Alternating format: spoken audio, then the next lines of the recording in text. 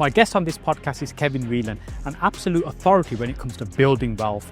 And we talk about the 7 pillars of multiple streams of income to build a bulletproof wealth generational plan. And we also talk about the billions of pounds that's accessible that we don't really think about, that many of us can tap into in 3 different ways. So let's jump straight into the podcast. So if you've got yourself and your wife, yourself and spouse, siblings, business partners, they can pool their money. Now, if you pool your money, you've got more buying power. Yes. You've got more buying power, you've got more cash negotiation power, you can do better deals. Warren Buffett said it best, is risk is when you don't know what you were doing. Yes. And most people don't know what they're doing in the stock market. So if you can confidently build a business and confidently build a property portfolio, you can manage your own money in terms of the direction of it. Kevin, first of all, thank you so much for being here. I know we've been trying to make this happen for some time, trying to get the diaries aligned.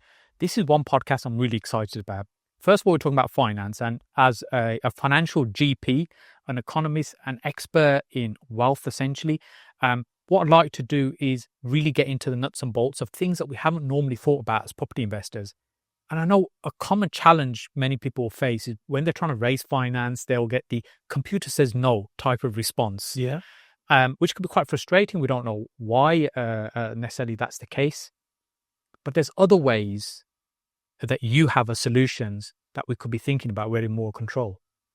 Well, look, we have to be in control, don't we? And by the way, thanks for putting up with the patience for you and I getting together today. Thank you. There's both ways. Yeah, that's great. But being in control is the essence of wealth building, because so many things take us out of control. Yes. Just look at what's been happening recently with the antics across the across the pond. Mr. Trump has been causing devastation, not for economic reasons, but entirely personal reasons. So being in control is really, really essential.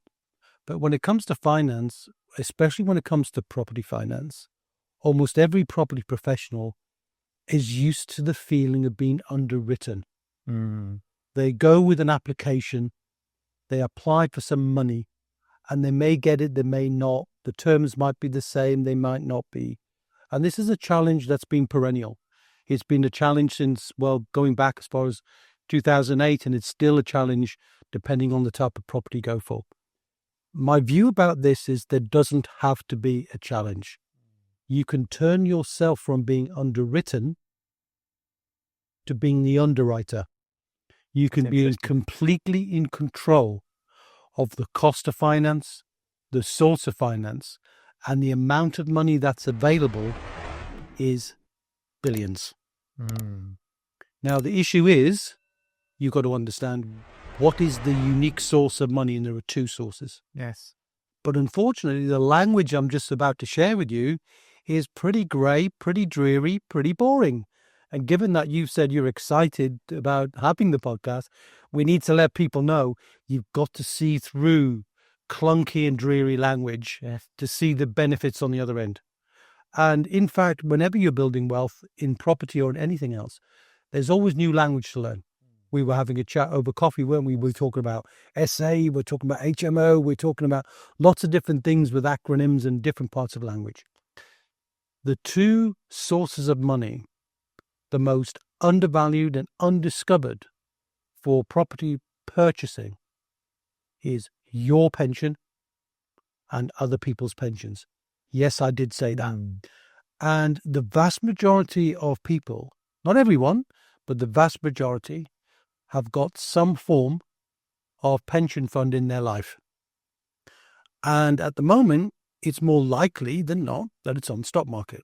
Yes. And then some subject to the slings and arrows of outrageous decisions, and therefore the value is affected. Whereas what I've done and what I show other people how to do is take the pension that's of which they're out of control and put it in a special place. We'll talk about what that's called in a moment, where they get complete control and they get to use their pension money now, not wait till they're in their 50s or 60s or 70s. Yes. But get access to that money now. That's source number 1.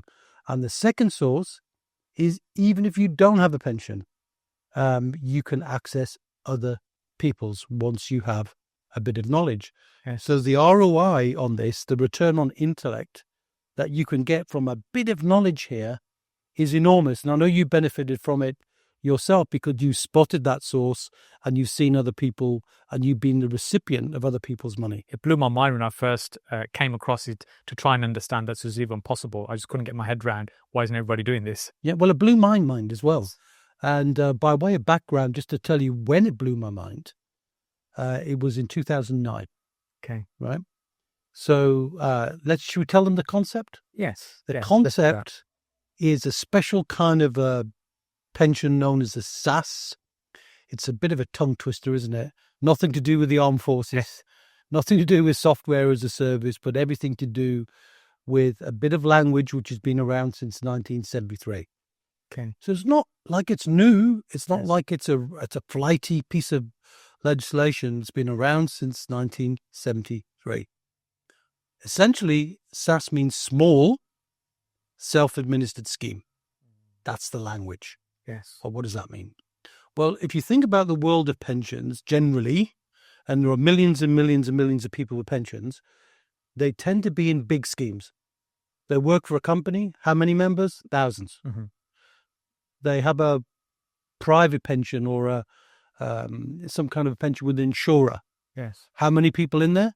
Thousands. Because they're all part of something called a master trust. All pensions are trust funds, tax-free trust funds. And somebody creates the document which basically says what you can do inside that trust fund. And for the vast majority of people, they're told what they can do. And for the most part, it's stock market.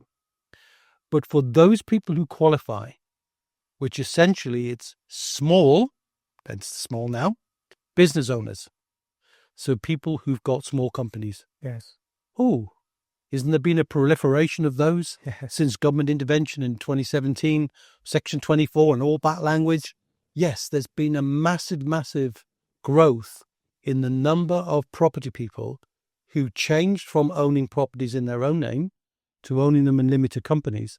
And it's the ownership of the limited company that gives them the right to explore this idea. So business owners, essentially, yes, even though it's holding assets, yes. Now, that's what small means. Scheme is just another word for pension. Mm-hmm. So we're saying a small scheme. What does self-administered mean? Well, it doesn't mean that at all. It means self-directed. Okay. It means you get to choose what your money does. So instead of delegating that, which very quickly delegation turns into abdication, somebody else gets the money and you lose control of it, you can turn that around and say, hey, I'm creating this scheme. It's done professionally, it's done compliantly, it's all done within the law. But instead of the money piece saying it has to go into the stock market, you get to choose what you want to do with it for yourself. And the vast majority of people who do that want to use that for property. Yes. And we could talk about all sorts of different ways why that works in terms of case studies and examples, including, you were on the receiving end of the lending facility. So, one of the things SSAS once it's set up, and we can talk about how long it takes and the costs and all those sorts of things, but just get the imagination at the moment, get a paradigm shift of saying traditional pensions, one person, SSAS is small. Well, how many is small? You plus 10, maximum. Yes. So if you've got yourself and your wife, yourself and spouse, siblings, business partners, yes, they can pool their money. Now, if you pool your money, you've got more buying power. Yes. You've got more buying power. You've got more cash negotiation power. You can do better deals. You've heard the phrase, your network is your net worth, and you'll also hear it in this particular podcast as well.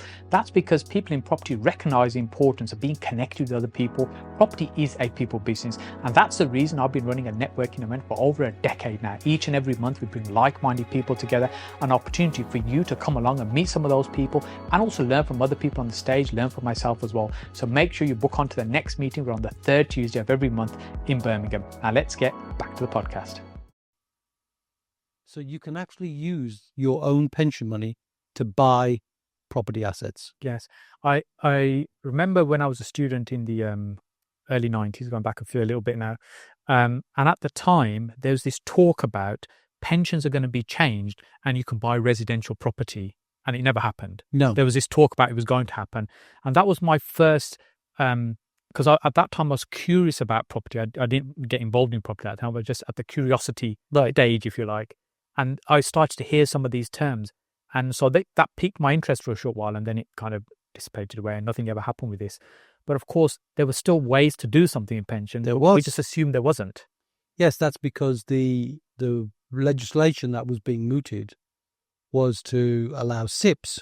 So I'll talk about self-invested personal pension, which is slightly different to very different to a SSAS. The SIP is a master trust. Somebody else runs it. Yeah. It's usually one person only. So yours is yours, mine is mine, and so on. Yeah. No pooling. Yes. And very little flexibility. Okay. For the most part, it's either stock market. Some SIPs will do commercial property, but that's about it. Mm-hmm. But what was coming then was this idea that people could control their own pensions and then they could buy what they wanted. Then when the government realized that, just like we've had an exodus of people going to Dubai, there'd be an exodus of money buying properties in Spain and Portugal and other places, they did a quick volte-face on that one and went, whoops, no, let's not do that. But the option of SSAS has been around since the 70s, as I mentioned, but it's always been the domain of the limited company business owner. Mm-hmm. And of course, the vast majority of people are not limited company owners, but it's just growing now in the property field. So apart from then pooling, you can acquire property in three ways. Let's just deal with three. Yeah. You can use the money and acquire that asset, and you can build that asset inside your own pension. So it builds your long-term pension fund. So your long-term plan is not governed now by what the stock market does, but based on your property buying decision. Yes. So if you're comfortable and confident, and for example, if you wanted to buy commercial assets with a good yield, you could use that as a pension. You get 8% on your property, then you've got a few 100,000 or a few million even, then you've got the opportunity to build that asset and get a long-term income. And by the way, if you've got that pooled money, you can even get a bank loan on top of that. Yes, so you could leverage it up even further. Yes. Yeah, so you can get a bank loan up to 50% more. So if you had two people putting in 200,000 each, say husband and wife, I'm using that as just an example, that were separate before in terms of pension pots, put them together, 400, you can go borrow another 200, yes, from a bank, which means you've got 600,000 pounds worth of buying power for what you thought was 200 before. And before you couldn't buy property, now you can. Yes. So that's way number one. You can build assets for your long term, basically change the shape of your pension. But the vast majority of people I meet in property, Sarge, don't want to wait until they're in their 50s or 60s. They want to build their wealth today. And I guess many people, when they think about pension, it's something that gets deducted from their salary, that disappears, and they're never going to see until, they start turning a little bit grey. Well, that's true. But if all they have is a salary, and of course, and if they're in an employed position, that's all they're doing, they don't have a limited company, then they're not eligible. Yes. So it's not for employees, except if you're an employee of your own limited company. Yes. But the second way then is unique to SSAS, not a SIP, only SSAS. You can lend yourself money up to 50% of the value of your pension pot. Again, pool the money. Yes. Take that example. We've got 400,000. We can lend ourselves 200, 50%. So that money can go back to the company who created the SSAS. You have to have that limited company. And once you've created it and you borrowed the money, think about the flow of money. Yes. You lend half to your limited company. The money's now in your limited company. What does your limited company do? Buys HMOs. Yes. Or buys service accommodation. You can use that money to do that. And then you and your limited company own that property. What the pension owns is a loan agreement. With who? With you. Yes. Who underwrote it? You did. You're in much more control. You have to pay at least 1% over base. Mm-hmm. So you have to pay your something back. Yes. But 1 over base is a lot cheaper than bridging. Yes. 1 over base is a lot cheaper than most funding. And you don't have to wait for it. And you're asking yourself the question, and the computer always says yes. So you've got that option. And that rate that you're paying, you're essentially paying to yourself. Paying back to yourself. Yeah, because it's your money it's going back to. That's a virtuous circle I kind of like. I know it is difficult to get your head around it because it's new for many. Yes. But, it's a fascinating subject. And it's a very, very powerful tool when you start unpacking the possibilities, and especially when people are hearing it for the first time. Even people that may be familiar with the term or heard the terms, not really understanding the power of what's possible. yeah, the term, because you've got SIP and SAS and they sound similar because there's SSAS and there's self in there. There's people use the term interchangeably with me. They say, "Oh, I'm thinking about doing a SIP or a SAS," as if they're the same, and they're poles apart. Yes, just miles and miles and miles apart. So, and I do have expertise in SIPs. I'm a qualified IFA by training, so I understand SIPs, but I also understand SAS. I was going to tell you the story of how I discovered it, because well, just before you do that, let's close the loop on the three. Okay. You mentioned there was I'm enthusiastic about this. As am I. Yeah. So one way is you could own property. You can own property using the money correct within that entity. Yeah. And you could borrow money from that entity that you control for your own investments, and that can even leverage up with a bank. Correct. And the third way, you can lend money to others. Yes. And therefore, be like a bank would, like a bank, a bridger, or like a bank. So you become a bridging company. Yes. Essentially, but to good people like you, you've received money from others. And so if you don't want to do property, but you want to have your money invested in property, yes, you can do that. Yes. Now, whether you want to do that directly to an individual, yes, or through some form of crowdfunding, or whatever way you want to do that, yes, there are issues you need to think about. Make sure you're doing good due diligence. Make sure everything is well organized and orchestrated through lawyers, and it's all done commercially and so on. Yes. But you can lend money to third parties. But equally, even if you don't have a pension, you can be the recipient of a loan from somebody else. So that's unpacking quite a bit now, isn't it? And when you're lending the money out, yep, you're, as we said earlier, you're the underwriter. So you determine.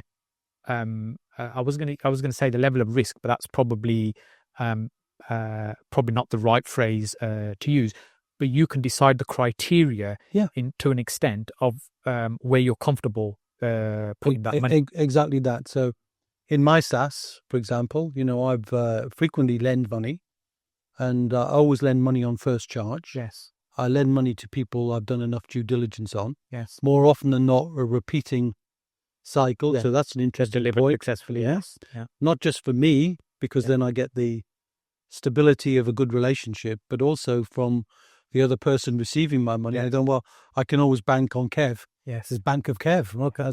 I can always bank on it to underwrite me, and so I'm agreeing the rate, I'm agreeing the security, I'm getting the lawyer to do the work, and the borrower is paying my legal fees as well. So, and typically if you can get, you choose your own rate, but in today's economy, if you get 8, 10, 12% on your money, not uncommon to get any one of those rates, that kind of rate. That's a much healthier and more stable return if it's backed by good security than putting the money on the stock market and hoping for the best. And for those that may not necessarily want to get into interest-based lending, you have the flexibility of how you structure that deal. So it could even be a profit share type arrangement if you wanted. That's a really great point, Saj, that you can do that. You don't have to have an interest arrangement. You could have arrangement where, as you say, you get a percentage of the profit as long as it's documented commercially. Yes. That underwriting goes as far as that. So very powerful thing, as I discovered. Yes. So tell us about how you did discover this, because I'll aware the story, but for everybody else's benefit. It's 2009. I was an IFA at the time, still have the license, still have the business. And with my SIP, and I used to do a lot of SIPs because I liked more control. And I was looking to do a loan, as we've just been describing, for a commercial to residential conversion. And because I'd done so many, and the SIP provider, who now we know is an organization who manages this and controls what you can invest in, they said to me, because of your experience, Kevin, no problem. We'll let you lend money from your SIP to this project on a commercial to residential basis. And I said, fantastic. Made the commitment. Everybody was happy until they changed their mind. So last minute, right at the death's door, basically, they said, no, we changed our mind. And I'm like, what do you mean you've changed your mind? It's my money. No, it's not. We're in control. Yes. Okay. You told me I could do it. Yeah, but we changed our mind. And, when I took the time to calm down and realize that in truth, the self was never myself. Yes. It was always somebody else in control. I realized there had to be a better way. And hidden way down in the sort of financial writings was this curious little rule called SSAS, which I decided at that point to explore, and have since 2009 become a master of it. And now I teach it, share it enthusiastically with every property person I can meet and every business owner I can meet, because check this one out. This will blow some of your business owner clients' minds away. Everybody who is building wealth knows they're having to create sources of recurring income. Yes. That's the essence of wealth. Putting aside capital, true wealth is built on recurring income, sources of income. And my argument is, if you really understand it, you build those streams. And if you don't understand it, you're going to end up paying them. And most people are paying through the nose for their pensions to be managed by a third party. Yes. And that third party expense then is money leaving their life, which is money that they can no longer use. So just loving the idea of saying to a business owner, maybe who said, I didn't really like the idea of pension before, didn't like the idea of paying a third party, didn't like the idea of waiting until I'm in my 50s and 60s. I'm saying to them, but the biggest source of recurring income you're paying is tax. You're paying corporation tax, and you're paying it every October, and you're paying a fortune. What are you doing with that money? Where does it go? They go, it's gone. Well, what if you could claim it back? What if you could actually get the corporation tax back, put it into your SSAS, and use that money to build your wealth, either to option 1, option 2, or option 3. Buy assets, own assets, or invest in other people's assets. And they don't believe it's true at the beginning. They go, this can't be true. Yes. My accountant surely must have told me. The accountant doesn't know because it's not on the accountant's training. My IFA must surely have told me. Well, it's not in their it's not. Well, it's not on their training. Yes. It's not in their PI, and of course, not in their interest, because their business is predicated on getting a percentage of your money under management. Yes. If you own and control your own money, what do you need the advisor for? You don't. Yes. So, it's a perfect storm for me to be meeting, great people like you who've got a property community, business owners and communities of business owners, and I regularly speak and share this to try and get people just to be curious about this concept of SSAS. Nobody's going to become an expert in 30 minutes. It's not possible. Yeah. But you can grasp the concept of what's available. Yes. Yeah. And that there's money that you probably hadn't even considered that you can tap into. So let's try and unpack that a little bit more. So let's say somebody's in their 30s, they're working at a corporate job, they've been paying a pension there, they've got a property or two that they've started to build a portfolio. What is it that they need to be thinking about, or what are the things they need to consider in order to be able to go down this route?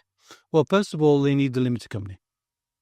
So the key thing is you have a limited company. And if you don't have a limited company, take some time to create one if the concept of SSAS is interesting to you. Now, most people have got a limited company, and that's fine. Most people I meet have got a limited company. It's much more common now than it was, say, 10, 15 years ago. Unquestionably the case. Then maybe take a look at how much money you've got in pension schemes. And sometimes, the amount of money that's just floating around the pension ether is 27 billion. Wow. That's just floating. 27 billion. Billion, unclaimed. Yes. Not even people have forgotten about, but it's in there. It's on a statement somewhere. They just don't know it's there. Yes. People who've forgotten about it. It's like monopoly money. You see, but it's not. It doesn't feel real that you can do anything with it. But people change jobs. Yeah. People have small pots that they go, I was only there a year, I was only there 2 years. 27 billion. Wow. And the biggest pot we found for anybody on their own is just over 100,000. They forgot it was there. Yes. You work for a company, and then the transfer value of that money for 5 years of their work was, it can't be much. Yeah, it can't be much. It's 100 grand. And now they've got that, using that, and they're building their own assets with it. Yes. But this is the thing, is look at what you've got. Look at the charges you're paying. I mean, most people don't know what they're paying. Now, the average people are paying, talked about recurring income, leaving your life, is 2%. It's not much charge, is it?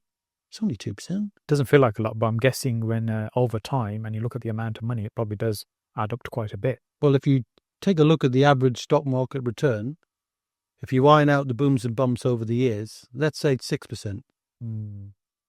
That means a third of your money is going to somebody else. They're getting paid before you.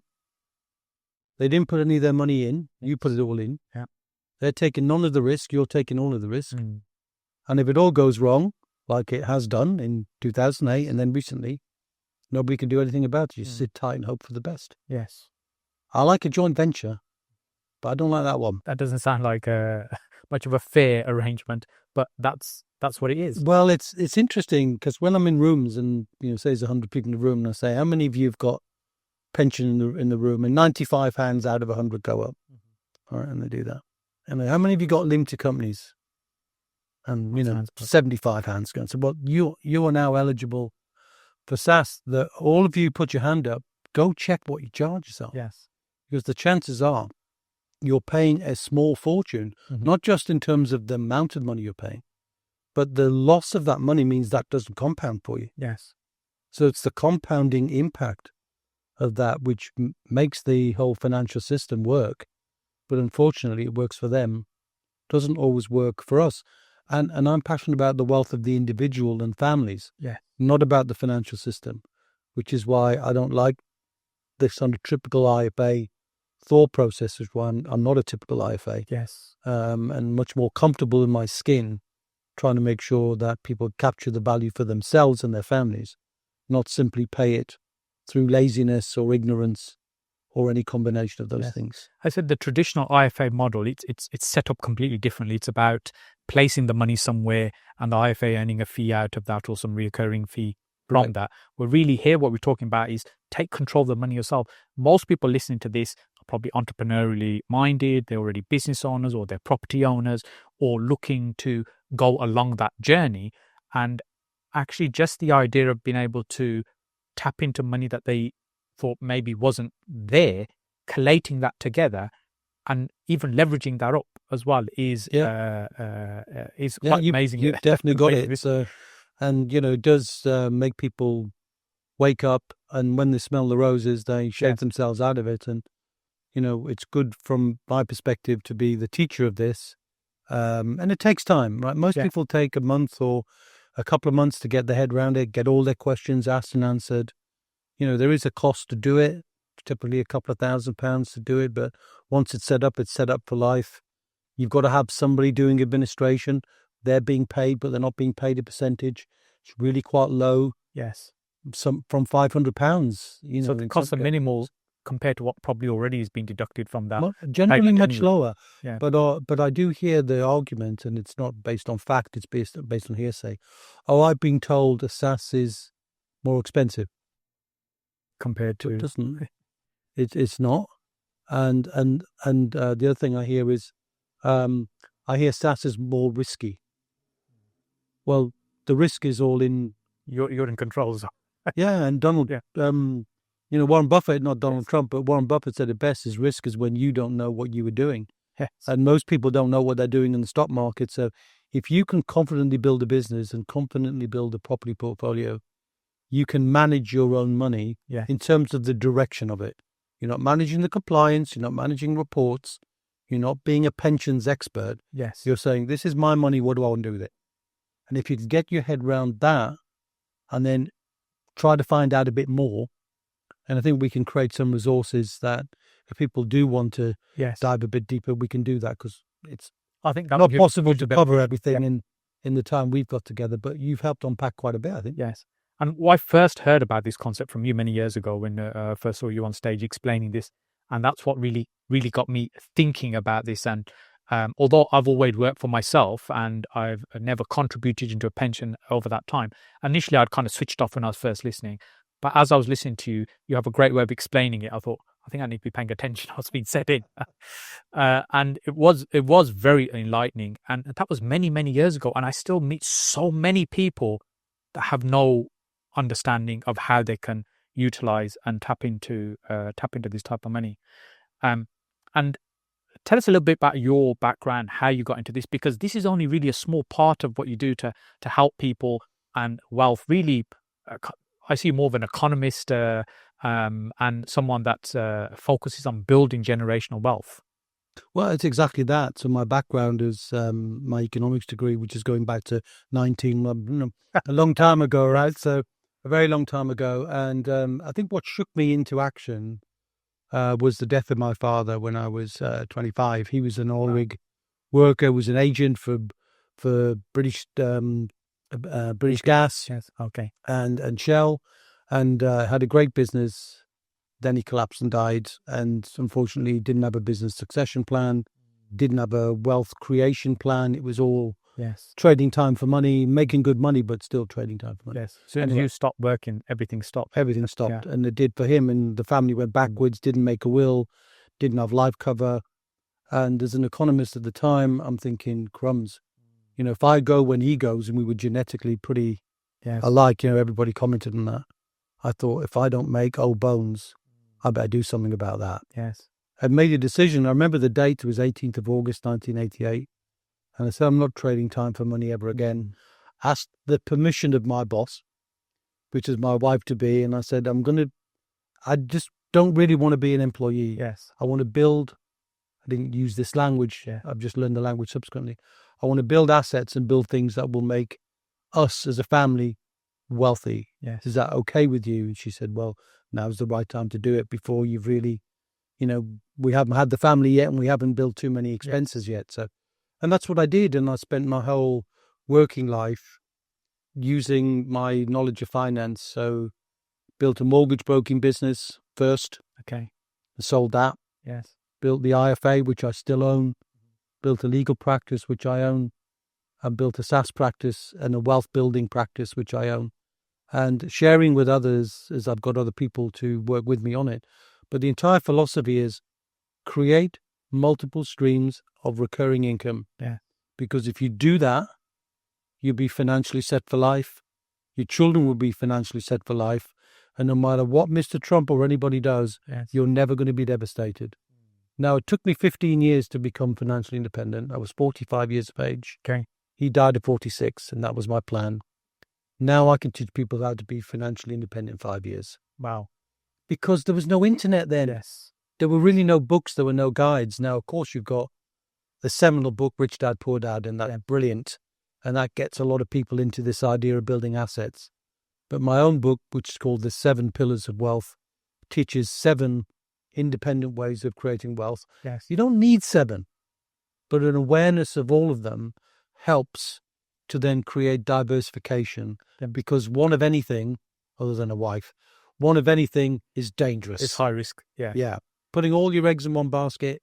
Yes. Yes. I agree with focusing, but having everything, even in property, can be dangerous if it's in one town, one city, one type of property. We saw the devastation in the credit crunch when people were over leveraged. We saw COVID with service accommodation. So there's no one panacea unless you've built such a huge portfolio that you've created it anyway and you're set for life. But I believe diversification, as an economist anyway, is the key, and the more streams you've got, which is why I built multiple businesses. Yes. So no one of them can be devastated by anything.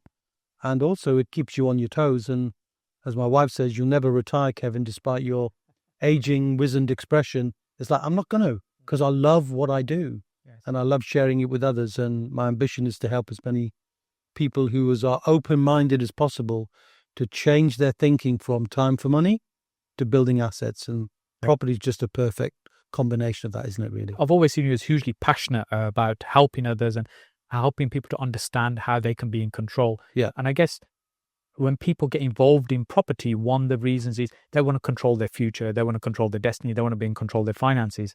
And to an extent we can do that, but there's many things that happen that that can happen to us that are outside of our control. And this is another process of how to be more in control and take the risks away. So talk us through some of the 7 multiple streams that we should be thinking about to take some of the risk away. Sure. I call them the 7 pillars. So the logo of Wealth Builders, if anybody was checking it out, is 7 standalone pillars with a foundation and a roof. Yes. And the foundation is plugging leaks. Look at money you've got and ensure that you're maximizing what you're already getting, including those lost pensions and so on. The roof is making sure you've made a will, you've done your powers of attorney, you've protected your family, because every good architect will say, get that roof on as quickly as possible, make it watertight. Yes. And given my father died without a will, I'm quite passionate about that as well. But turning to the assets, almost everybody's got a combination of them, but they're not thinking about making them work as hard as possible. And how they came out of my head, not in order of preference, was most people I meet have got 3. Okay. They got a home they live in. Yes. Well, that home could turn into a stream of income. How could it do that? Well, they could leverage it. And as most people do in property, don't they? They use the money from the bricks and mortar and turn it into more leverage. They could use the space around them to generate an income. Some multiple ways of doing that. The second is pension. It's as I said earlier on, the most overlooked. People compartmentalize that money, do not disturb till 60s, and forget about it when they shouldn't. Yes. And those fees, again. And the third is people have got investing or investments like ISAs, and they're going to be under threat. Individual savings accounts, they're going to be under threat in the next budget. So all of those main things are under threat. And for the most part, people have got them, but they're not getting a recurring income from them. Yes. They're hoping the value increases instead of creating an income from them. So the SSAS turns the pension into a stream of income. And you can also learn, as Warren Buffett knows very well, and we teach as well, you can create an income from the ownership of stock market assets through the use of options. Now, I'm not saying it's right for everyone, but there is a way to create an income from the stock market while just hoping on value. Yes. So for me, it's about income. Now, the 4 that I love more than anything else are the 4 which create streams of income which are separately and independently operating that can build that diversification. So the 1, 2, 3 is your home, your pension investments. Most people have got them underutilizing. But 4, 5, 6, 7, 4 is a portfolio property focused on building income. I understand you can create capital, that's fine. Nothing wrong with that. But creating an income stream, rental income typically. Number 5 is a business with recurring income. So the businesses I've set up have always been recurring income, not trading time for money businesses. You do the work once, you do the service once, you put the hands on the body once, and you get paid once, and then next month you go start again. Yes. And you're always chasing your tail for the next campaign, the next delivery, the next service. That's hard work. Yes. That's tiring. Don't want to be in a business like that. Have a recurring income business. And I teach 4 different ways to create recurring income in a business. We won't go into those. The next one is intellectual property. Now, you and I are both into that, aren't we?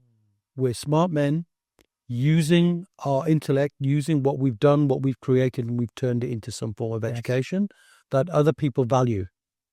And we collect revenue from that, but ethically so, because we know that the money that we earn is directly proportional to the value that we're providing to other people. Yes. So as they build their wealth, a little bit of that comes my way, but not a percentage, just for the service that we provide. And that intellectual property can be created in many ways. And it's all about repackaging, repurposing, delivering what you know in a different way that other people will value. That's intellectual property. Somebody was telling me the other day about the £150 million yacht that J.K. Rowling is sailing around the world on. Okay. Now, she did a better job than most, right? But there you go. She understood intellectual property. We're not writing books, so we're not getting royalties, although that would be lovely. Even the sound of it is nice, doesn't it? Oh, let me say again, royalty. Oh, that sounds good. Anyway, we're not talking about royalties. And then last one is joint ventures. Okay. Joint ventures and collaborations, which is where people come together and bring time, money, skill, effort, collaboration, creatively and ethically to build a relationship with each other. And I do that, you do that. And joint ventures is a wonderful way for people with different skill sets, different attitudes to risk, to bring ideas and assets to the table and share in the profit of those. Now, when you can build 3 or 4 of those, you can live a life that's without compromise. If you can build multiple, you get all 7 going, you're unstoppable. Yes. You're bulletproof. But more importantly than anything else, assets outlive you. If you create multiple income streams, by definition, you have to create a legacy plan. Yes. You have to create a plan for the next generation. And what I like about that then is you're imparting wisdom to the next generation to keep the assets going. Yes. Not dad's built up a pot of money in his ISA and his pension, he's dead and we're getting the money. No, he's left assets. Yes. Those assets need to be maintained. They need to be managed.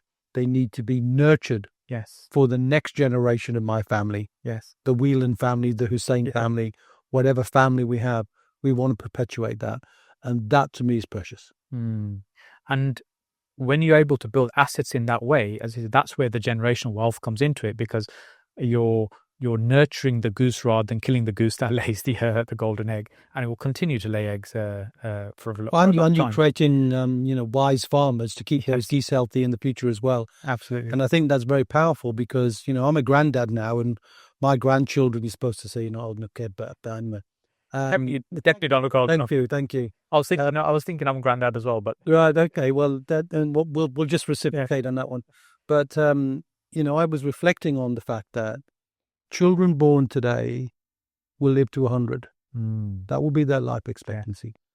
How on earth will they, without help, be able to live a life that is comfortable and they're confident and not in remotely living a life of uncertainty unless we help them? And we have to help them both with the assets we create and the wisdom that we impart so that they become the baton holders for the generation beyond that. And that only comes from interaction.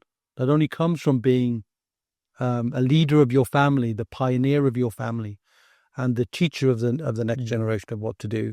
And that's what I'm spending my time now, and teaching other families to do the same. So how they can bring the next generation into the fold, so that they can live that confident life. And there's going to be a soon army of money flowing from the baby boomers like me to the next generation. And without the wisdom, they'll blow it. Yes. There's the, I don't know the saying very well, but I'm sure I'll butcher it, where one generation earns it, a second one tries to maintain it, a third one loses it. It's called shirt sleeves to shirt sleeves in 3 generations. And if you live in Holland, clogs to clogs in 3 generations, right? So every country's got a phrase that basically says the same thing. And that's not because it's trite. It's because that's what actually happens. So wisdom needs to be combined with asset building. Yes. If I think about my grandfather and my father came to this country in 50s and 60s and to try and create a better life. And they worked very hard to make my life easier. We work hard to make our kids' life easier. But if that's not done in the right way, and we see a lot of that around us, where I have peers who've done very well, and you can see their kids are just blowing the money. It won't last long at all. It's not even going to last a lifetime, never mind get to another generation. And if you don't give them good roots, they're just going to blow in the wind. And unfortunately, there's all too much evidence of that around. So I'm very passionate as an educator to be a great money role model and to teach principles that and values that the family start to absorb. I was in a meeting earlier on today with a guy we both know called Nick Jameson. He's got his family values on the wall in one of his rooms. So the whole family values are there. We create them in documents, but he's gone further and actually created them almost like a mural on the wall. What we do as a family, we turn up 100%.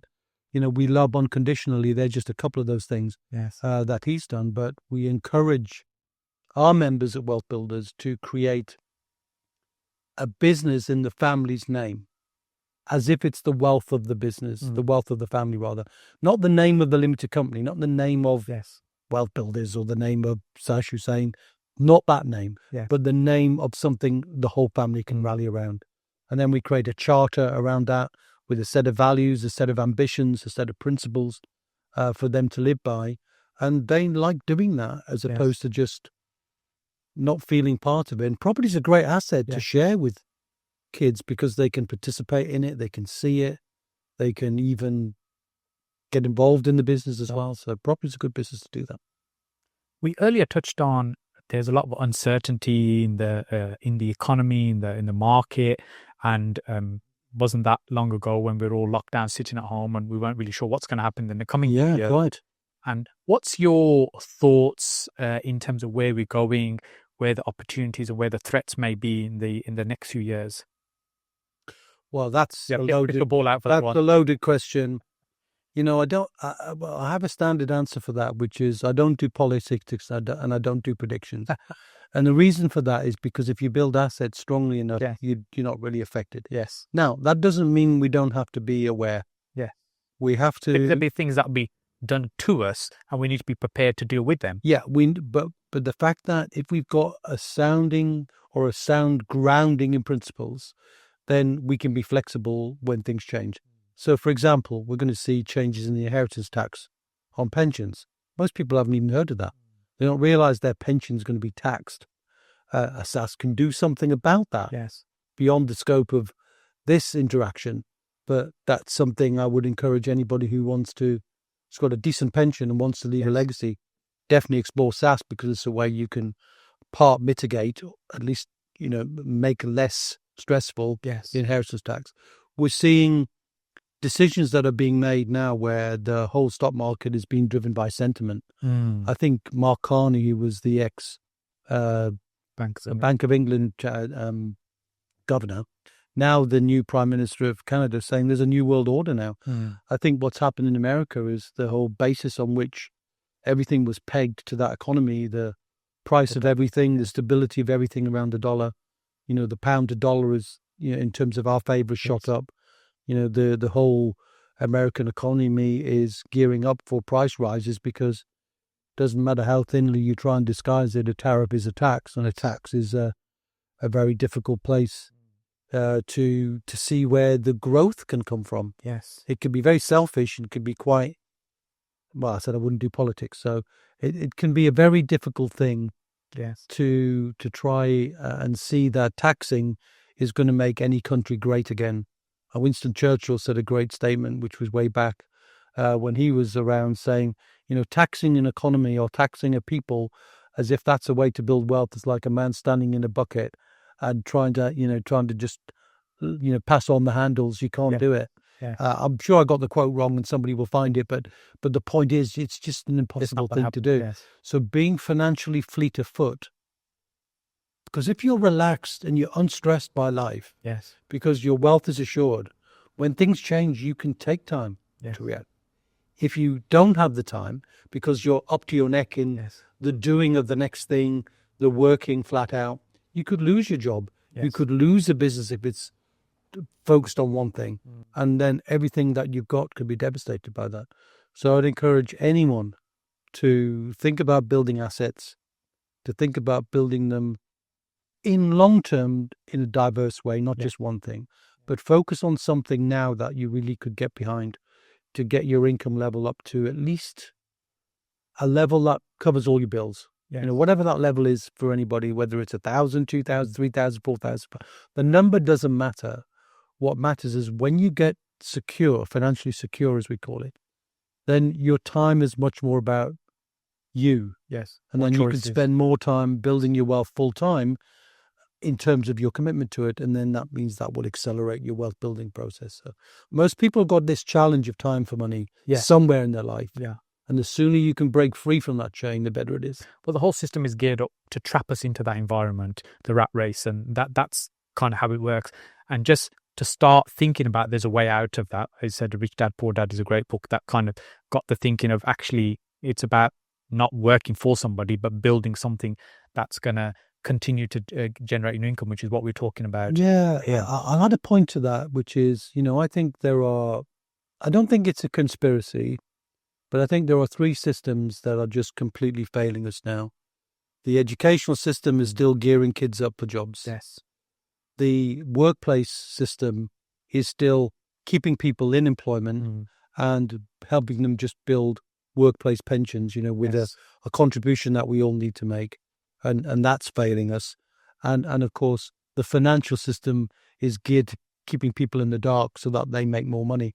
And the consequence of those three systems that we don't pay attention to is people end up with a life of uncertainty when they don't need to do that.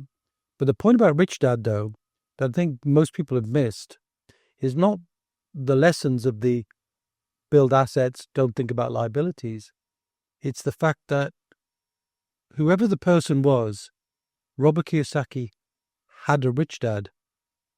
He had a mentor. And I think people should seek mentors. Yes, a guide, yes. They should seek guides. And there are many guides. And, you're a great guide. I'm a guide. There are many guides.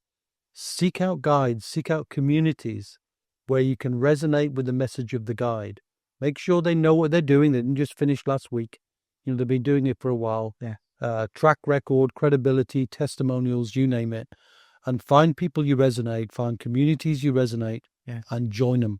Because most people fighting three systems will get caught up with naysayers saying, well, why are you doing that? Everybody does this.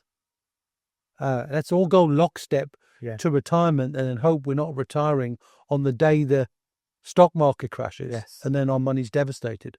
No, there's a better way to do it. And I think finding mentors is a good thing. Yes. I think that's a perfect note for us to start wrapping up a little bit, although I can have this conversation all day. In terms of, there's so much we talked about, and there's some resources I'm quite pleased you've put together for our community to be able to access as well. So where's the best place for them to be able to access that and learn more from you as well on this topic, and then starting to take the first steps of taking control of their money? Well, that's great. I'll create some resources, as you mentioned, and I'm sure you'll put a link to that. But yes, I think we could call it wealthbuilders.co.uk/Saj. How about that? That sounds like a good idea to me. Yeah. We'll put that on the screen, also link in the description. Yeah. So when this video goes out, that'll all be working so people can access that. And if they want to connect with you, what's the best way? Is it your website, or what's the best way to? Well, thank you for the opportunity to share that. But the website is wealthbuilders.co.uk. I've got my own podcast, which you can see from the resources page, and I'm looking forward to getting you on that. Yes. 250 episodes plus now, so I'm delighted about that commitment. And also LinkedIn, Facebook, anywhere where people can find this ugly mug, they can find me. And I'd just love to reach out. And anybody who reaches out to me, I have an obligation morally to help them in some way, whether it's to give them something for free, like a book or a podcast that I can say, or to connect them to someone. You said I'm like a financial GP, and I am, and I call on specialists where needed. Or if I can help, I will. Because, I just really enjoy the fact that most people need a helping hand to change their life. And if I can be either the conduit to somebody else who can help them better or help them myself, I'll do that. Yes. And you've written 3 great books as well. One of them, which is here, and we'll link them in the description as well, how people can access those as well. It took us a while to get this episode to happen. I'm so pleased that we finally make it happen. There's just so much information in this. Once again, thank you so much for taking time out to spend with us today. Thanks for the invitation. I really enjoyed the conversation. Thank you.